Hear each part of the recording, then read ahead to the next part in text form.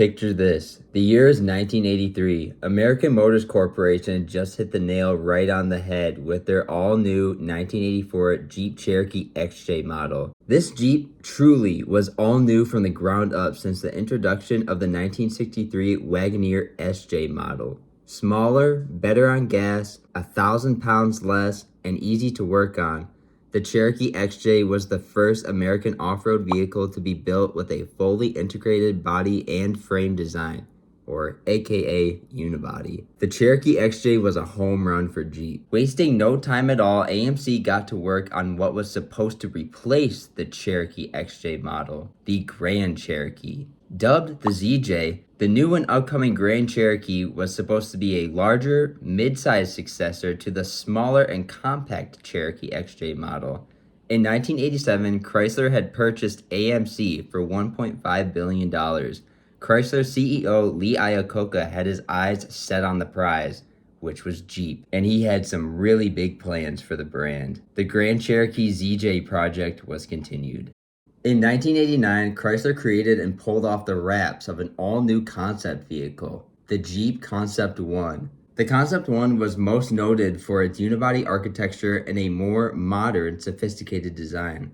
After building the Concept 1 and generating a lot of good, positive interest from the public, the company had second thoughts about replacing their successful Jeep Cherokee XJ model with the Concept 1. And then the light bulb went off, raising the question, hey, why not build both? Again, the year was 1989, and looking at the Jeep brand's lineup, their product portfolio consisted of the very successful Cherokee XJ model, the Wagoneer, the Comanche pickup, the Wrangler, and their aging Grand Wagoneer SJ model. It was never mentioned or made clear if the Concept 1 or the ZJ could have also acted as a potential replacement for the maturing Grand Wagoneer model. And if you're curious on why the Grand Wagoneer was canceled, watch this video next. The year was 1992. The new 1993 model year Jeep Grand Cherokee makes a dramatic entrance driving up a set of stairs and through a giant glass window at the 1992 Detroit Auto Show. Talk about a statement. Wow.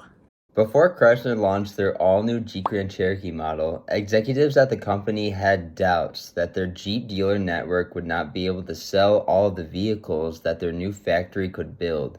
So they requested Bob Nixon, head of design, to have his team create a Dodge-branded version of their all-new Jeep Grand Cherokee model, just in case. Unfortunately, no specs ever leaked, and this is the only picture that we get.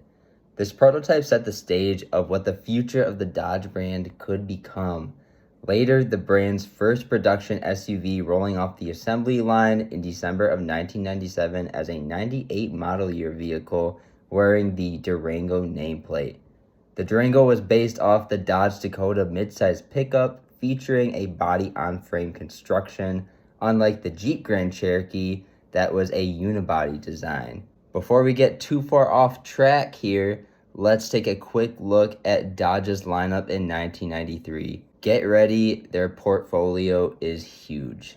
In 1993, the company had 10 car offerings: the Dodge Colt 2-door hatch, Dodge Colt 4-door sedan, Dodge Daytona, the Dodge Dynasty, the Dodge Intrepid, the Dodge Shadow 4-door, the Shadow 2-door, the Shadow Convertible, the Dodge Spirit, and the Dodge Stealth. That is a ton of cars. Moving to their truck offerings, the smallest pickup truck they offered was a Dodge Ram 50, which I briefly talked about in this video here. Their midsize pickup was the Dodge Dakota, followed by their full-size pickup truck, the Dodge D150.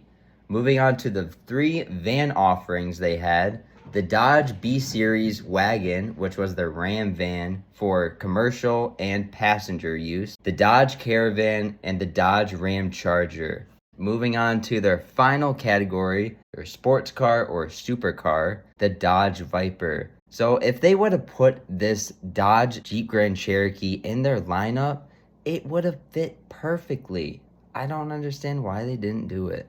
So overall, the Dodge brand's vehicle lineup was very, very healthy looking. However, they were just missing one vehicle, and that was a mid-size SUV. They had the larger full-size body-on-frame SUV, the Ram Charger. They had their minivan, the Dodge Caravan, and their work and passenger van, the Dodge B-Series wagon, so it just would have fit right in. And as for the Dodge Ram Charger, production was seized in 1993 for the US and Canadian market. However, the SUV soldiered on in Mexico until 1998, bringing out a third generation, officially ending in 2001. This thing is pretty cool, I must admit. So why didn't Chrysler put this Dodge ZJ into production? Make sure you participate down in the comments. Let me know what you think. These are some of the reasons and questions that I had brainstorming for this video as to why they didn't put this vehicle into production. What would the engineering costs look like? What is the competitive advantage in the competition? How much market share would this vehicle take up? Who is this vehicle for, and what's its intended market? If the vehicle was produced on the same assembly line as the Jeep Grand Cherokee XJ, what would be the ratio of the Jeep XJ to the Dodge? What kind of price point would this vehicle be offered at compared to the Jeep XJ and compared to the competition? Would it be more than the Grand Cherokee or less than the Grand Cherokee? What are your thoughts? Comment down below. If you like this video, please give it a thumbs up. And if you're not already subscribed, my name is Garrett, and every Wednesday at 7 p.m. I upload a brand new video on Jeep history or my 1986 Jeep Grand Wagoneer project. If it's a video on the project, I like to call it Wagoneer Wednesdays at 7 p.m. So what are you doing? Make sure you subscribe and like the video. Thanks so much for spending some time with me today. Make sure you comment down below what you think about this video. Take care, and we'll see you in the next one.